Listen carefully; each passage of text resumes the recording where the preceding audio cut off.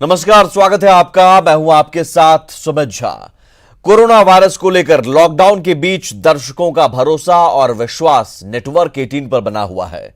इस मुश्किल वक्त में भी इस सप्ताह 42 करोड़ 15 लाख से ज्यादा लोग लगातार नेटवर्क 18 पर जुड़े रहे।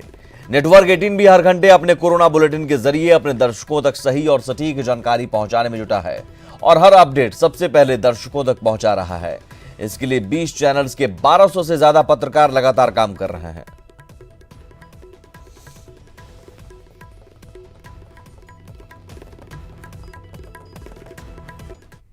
और आइए जान लेते हैं कोरोना पर अब तक का अपडेट क्या है।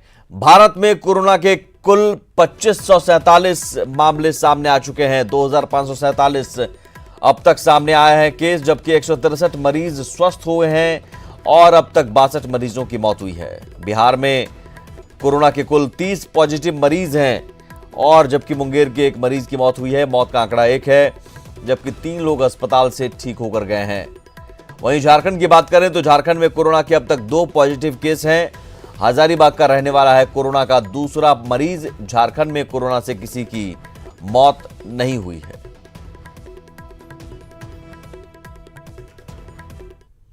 और अब कोरोना पर जानते हैं देश भर का हाल। भारत में कोरोना के कुल 2547 मामले सामने आ चुके हैं। 2500 के पार चला गया आंकड़ा।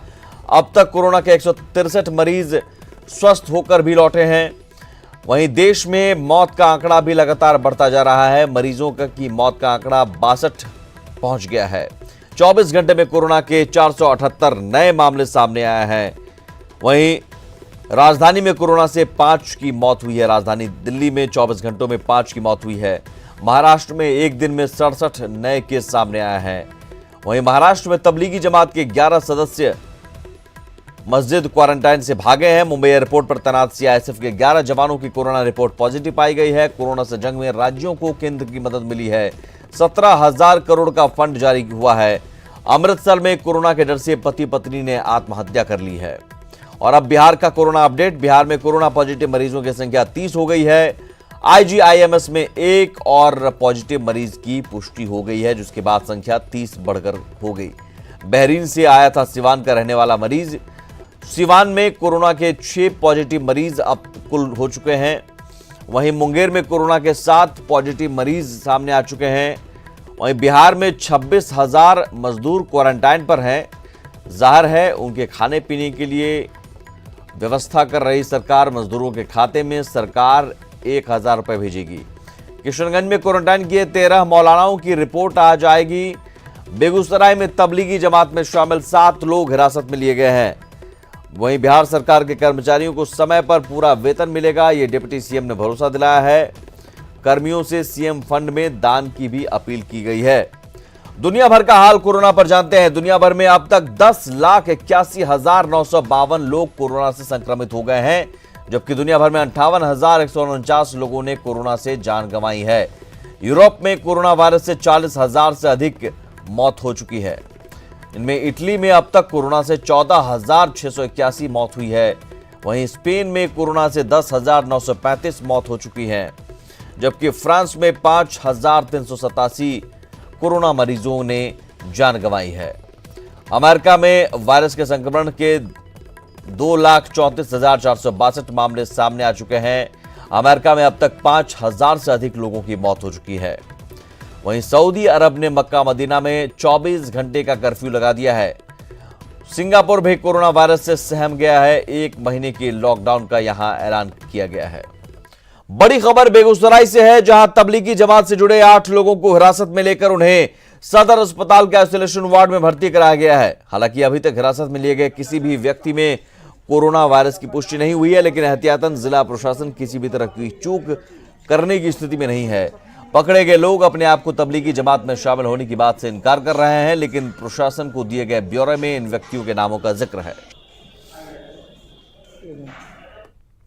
वहीं अररिया में दिल्ली के तबलीगी जमात से कुल 20 लोग आए हैं। इनमें से 9 मलेशिया से, 9 बांग्लादेश से और 2 असम से हैं। डीएम ने बताया कि 12 लोगों का सैंपल पटना भेजा गया है, जबकि बचे लोगों का सैंपल लेकर भेजा जाना है। जिले में विदेश से आए कुल 14 लोगों की रिपोर्ट नेगेटिव आई है। अब तक अररिया में एक भी पॉजिटिव रिपोर्ट नहीं है।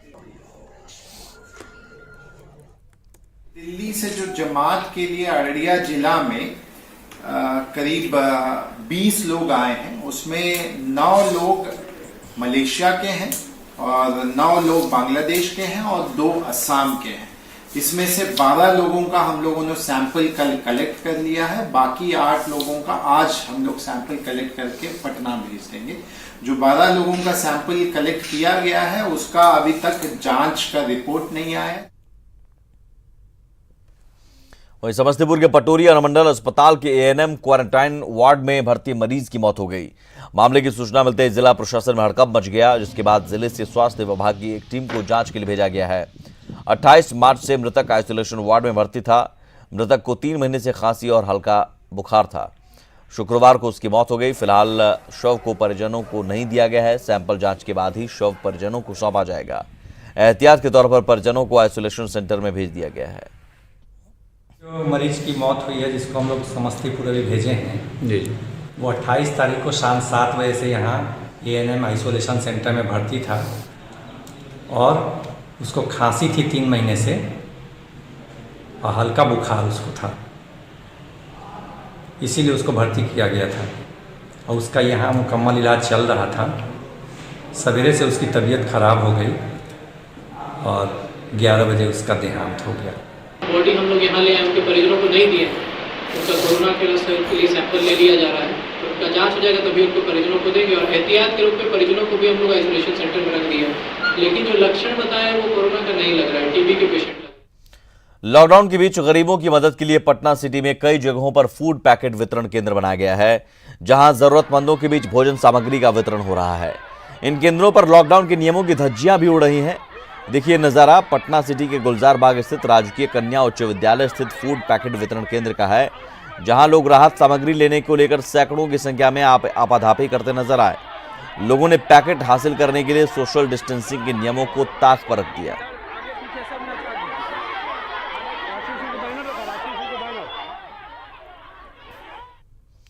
कोरोना वायरस को लेकर पटना सिटी के नालंदा मेडिकल कॉलेज अस्पताल में डॉक्टर और स्वास्थ्यकर्मी कोरोना के मरीजों की सेवा में दिन रात जुटे हैं। एनएमसीएच में फिलहाल कोरोना के 50 मरीज भर्ती हैं, जिनमें 11 कोरोना पॉजिटिव मरीज शामिल हैं। गया से आए 3 कोरोना पॉजिटिव मरीजों का भी अस्पताल में इलाज चल रहा है। वहीं सीवान से आए कोरोना पॉजिटिव 4 मरीजों की भी आज दोबारा सैंपल जांच कराई जाएगी। सैंपल जांच में रिपोर्ट नेगेटिव मिलने पर उन्हें भी अस्पताल से छुट्टी मिलने की उम्मीद है। अस्पताल में 6 नए कोरोना के संदिग्ध मरीज भर्ती किए गए हैं। कोरोना को लेकर मुख्यमंत्री नीतीश कुमार ने पटना में समीक्षा बैठक की है। बैठक में मुख्य सचिव समेत कई अधिकारी मौजूद रहे। सीएम ने अधिकारियों को राशन कार्डधारियों को लेकर निर्देश दिए हैं। सीएम ने राशन कार्डधारियों के आधार सीडिंग का निर्देश दिया है। सीडिंग कराकर सहायता राशि भुगतान करने का निर्देश दिया है।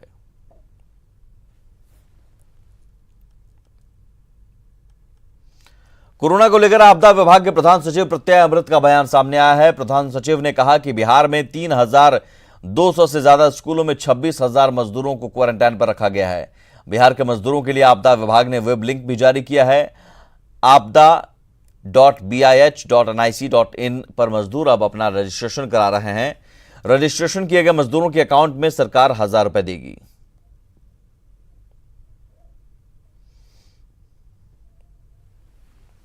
हजार 200 से ज़्यादा स्कूलों में करीब 26,000 मजदूर लोगों को हम लोग रख रहे हैं और उनके भोजन, आवासन और भोजन की व्यवस्था भी सरकार के द्वारा की जा रही है। तो उस पर भी हम लोग एक तरह से उन लोगों को क्वारंटीन किया गया है, क्योंकि वो बाहर से आए थे, इसलिए ये हम लोग एक प्रिकॉशन के रूप में उनको रख रहे हैं और भोजन सब कुछ सरकार की ओर से करा रहे हैं। कोरोना के खिलाफ महायुद्ध में प्रधानमंत्री नरेंद्र मोदी ने लोगों से रविवार की रात 9 बजे 9 मिनट देश के लिए देने की अपील की है। प्रधानमंत्री ने 5 अप्रैल की रात 9 बजे 9 मिनट के लिए घर की सभी लाइट बंद कर घर और बालकनी में दिया, मोमबत्ती, टॉर्च या मोबाइल का फ्लैश लाइट जलाकर प्रकाश से कोरोना संकट के अंधेरे को दूर करने की अपील की है। साथ ही प्रधानमंत्री ने इस दौरान लोगों से एकजुट नहीं होने की अपील की है, एक साथ इकट्ठा नहीं होने की अपील की है। 5 अप्रैल रविवार को रात 9 बजे मैं आप सबके 9 मिनट चाहता हूं। ध्यान से सुनिएगा, 5 अप्रैल को रविवार को रात 9 बजे घर की सभी लाइटें बंद करके घर के दरवाजे पर या बालकनी में खड़े रहकर 9 मिनट के लिए मोमबत्ती, दिया, टॉर्च या मोबाइल की फ्लैशलाइट जलाएं। मैं फिर कहूंगा, मोमबत्ती, दिया, टॉर्च या मोबाइल की फ्लैशलाइट 5 अप्रैल को रात को 9 बजे 9 मिनट तक जरूर जलाएं। और उस समय यदि घर की सभी लाइटें बंद करेंगे, चारों तरफ जब हर व्यक्ति एक एक दिया जलाएगा, तब प्रकाश की उस महाशक्ति का एहसास होगा जिसमें एक ही मकसद से हम सब लड़ रहे हैं, ये उजागर होगा। उस प्रकाश में, उस रोशनी में, उस उजाले में हम अपने मन में ये संकल्प करें कि हम अकेले नहीं हैं, हम अकेले नहीं है, कोई भी अकेला नहीं है। 130 करोड़ देशवासी एक ही संकल्प के साथ कृत संकल्प है। साथियों, लोगों की छोटी बड़ी जरूरतों को सरकारें पूरा करती हैं, मगर भागलपुर में जब 3 बहनों को भूख बर्दाश्त नहीं हुआ तो प्रधानमंत्री कार्यालय को फोन कर दिया। फिर क्या था, 3 दिनों से भूखी बहनों का भोजन और राशन लेकर अधिकारी उनके दरवाजे पर पहुंच गए।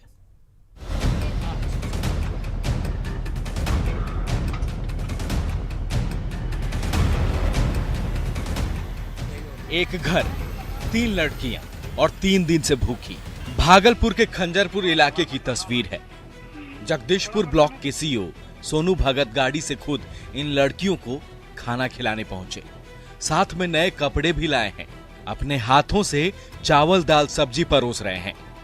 दरअसल विषहरी स्थान की रहने वाली लड़कियों से जब भूख बर्दाश्त नहीं हुआ तो सीधे प्रधानमंत्री ऑफिस से खाना मांग लिया। फिर जिला प्रशासन को फोन आया, अधिकारी खाना लेकर दरवाजे पर पहुंच गए। पीएमओ कार्यालय को फोन किया, कहाँ से नंबर मिला था? पेपर से नंबर मिला था सर, तब हम जाके कांटेक्ट किए और बात हुआ, तब हमको खाना मिला, इतना मदद मिला। बहुत बहुत धन्यवाद आप लोग का सर। कैसे सूचना दिए थे, क्या कही आपने? हमने कहा कि मेरे मम्मी पापा नहीं है, कोई नहीं है, हम लोग को नहीं भाई है, खाना पीना कुछ नहीं है, घर में मदद किया जाए।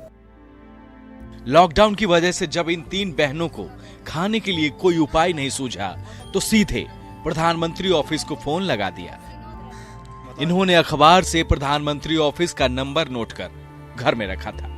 संजोकर रखा गया प्रधानमंत्री ऑफिस का नंबर काम आया। इनके माता पिता इस दुनिया में नहीं हैं।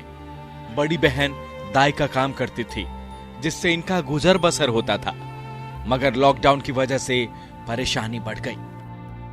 तो हमारे इधर से जिला प्रशासन और राज्य सरकार का निर्देश है इन लोगों को खाना पीना रोज खिलाया जाए, और इसके लिए हम 1 सप्ताह का राशन भी लेके आए हैं, सूखा राशन। उसमें चावल है, दाल है, तेल है, सब मसाला है, सब्जी है, आटा है, आलू है, प्याज है। इसके बाद हमने अपने तरफ से इन बच्चियों के लिए कपड़ा लेके आया, वो मेरे हृदय का उद्गार है, ये हम देना चाहते हैं। आप देख सकते हैं कि ये व्यक्तिगत और निजी तौर पर जगदीशपुर सीईओ के द्वारा यह पहल की गई, और इस पहल के द्वारा तीनों बहनों को अपने तरफ से जो है कपड़ा दिया गया है। भागलपुर बिहार का बड़ा शहर है। मौजूदा केंद्रीय स्वास्थ्य राज्य मंत्री का ताल्लुक भी इसी शहर से है, मगर जब भूख लगी तो इन बहनों को प्रधानमंत्री की याद आई। प्रधानमंत्री के यहाँ से इनके लिए खुशियां आई, इनकी जरूरतें पूरी हुई। पका हुआ खाने के साथ साथ घर में राशन भी आया। राहुल ठाकुर, न्यूज़ 18, भागलपुर।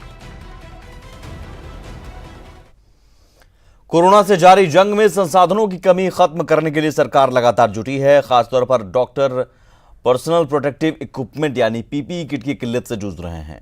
ऐसे में इस किल्लत को दूर करने की कोशिश की है भागलपुर की लेडी डॉक्टर गीता रानी ने।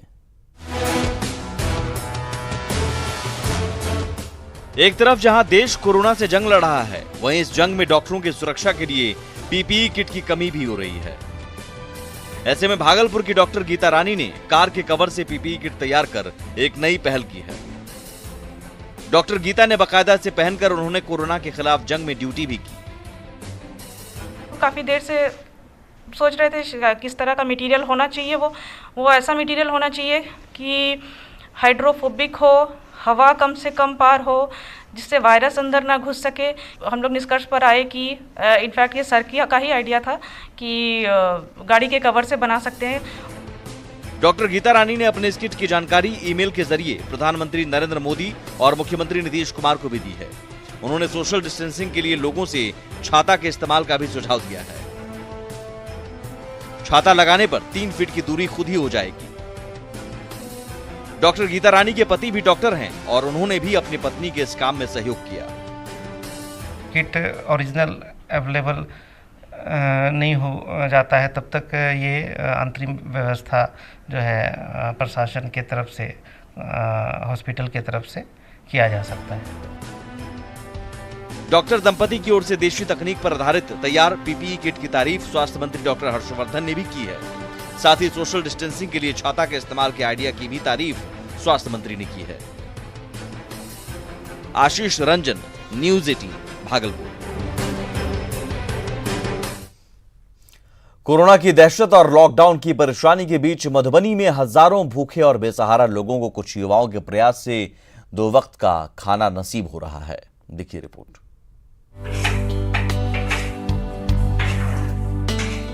मधुबनी के सौराठ गांव में चल रहा ये कम्युनिटी किचन करीब 1000 लोगों को प्रतिदिन 2 वक्त का खाना उपलब्ध करा रहा है। लॉकडाउन के दौरान बेरोजगार और बेसहारा हुए हजारों लोगों को मुफ्त में उनके घरों तक खाना पहुंचाने के मकसद से शहर के कुछ युवा समाज सेवी और पत्रकारों की टीम ने इस सामूहिक रसोई की शुरुआत की है। पिछले 1 हफ्ते से चल रहे इस रसोई का संचालन आपसी सहयोग के अलावा शहर के कुछ व्यापारियों की मदद से संभव हो पाया है। जो मित्र हैं, बंधु हैं, व्यवसायी सब है, उन लोग से सहयोग लेके, और जो भूखे हैं कोरोना में जो लॉकडाउन हुआ है उसमें हम लोग भूखों को, जो असहाय हैं, जो मानसिक रूप से विक्षिप्त हैं, उन लोगों को हम लोग बना हुआ खाना प्रोवाइड करवा रहे हैं सुबह शाम 2 टाइम। ये सभी लोग करीब 40 किलोमीटर के दायरे में व्हाट्सएप और फोन की मदद से एक दूसरे से जुड़े रहते हैं और जैसे ही किसी जरूरतमंद की सूचना मिलती है, ये सभी एक दूसरे को कोऑर्डिनेट करते हुए गंतव्य तक खाना पहुंचा देते हैं। खास बात यह है कि इसके लिए वॉलंटियर्स की 4 अलग-अलग टीमें बनाई गई हैं। पहली टीम खाना बनाने का काम करती है, दूसरी टीम खाना डिलीवरी करती है, जबकि तीसरी और चौथी टीम जरूरतमंद को चिन्हित कर उसके घर तक खाना पहुंचाने का काम करती है।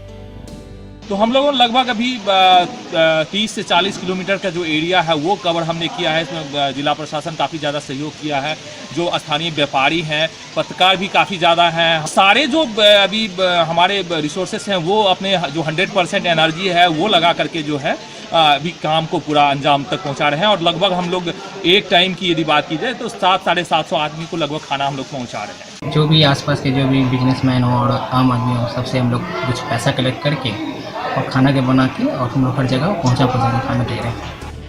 कोरोना त्रासदी के बीच निस्वार्थ भाव से लोगों की मदद से जुटे ये युवा समाज सेवी एक और जहां अपने सोशल नेटवर्क का बखूबी इस्तेमाल कर रहे हैं, वहीं साफ सफाई के अलावा सोशल डिस्टेंसिंग के नियमों का भी पूरा पालन करते हैं।